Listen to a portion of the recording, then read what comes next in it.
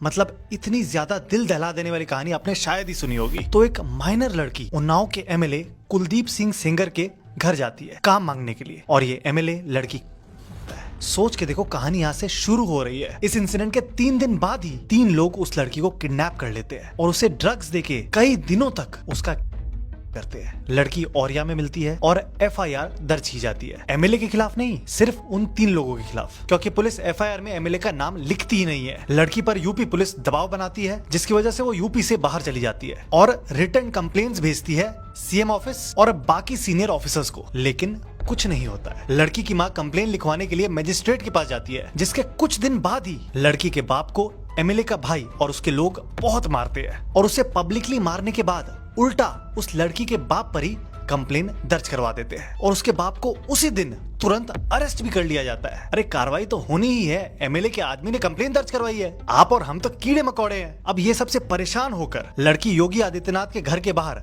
खुद को आग लगाने की कोशिश करती है। लड़की तो बच जाती है, लेकिन उसके अगले दिन क्या होता है पता है? लड़की के बाप को पुलिस कस्टडी में मार दिया जाता है। सोच के देखो, बेटी के साथ हुआ और उसके खिलाफ विरोध करने पर मार दिया गया। और इतना सब कुछ हो जाने के बाद भी एमएलए को अरेस्ट नहीं किया जाता है, एमएलए के भाई को अरेस्ट किया जाता है। एसआईटी बनती है और केस सीबीआई को दिया जाता है और फाइनली एमएलए के खिलाफ केस रजिस्टर होता है और उसे सीबीआई की कस्टडी में लिया जाता है। अब एक और हैरानी वाली बात बताता हूँ। लड़की के बाप के कस्टोडियल डेथ वाले केस में जो मेन गवाह होता है वो भी सडनली सस्पिशियस कंडीशंस में मरा हुआ मिलता है। और इसी सब के बीच उन्नाव से ही बीजेपी के एमपी इस एमएलए से जेल में मिलने आते हैं और थैंक यू बोलते हैं। और अभी तो रुको, इस काले कानून का जलवा अभी बाकी है। लड़की के अंकल को अचानक 10 साल की सजा सुना दी जाती है, वो भी 20 साल पुराने एक केस में जो इस एमएलए ने ही दर्ज करवाया था। और इसके बाद जो होता है, ये लड़की, उसका लॉयर और 2 आंट्स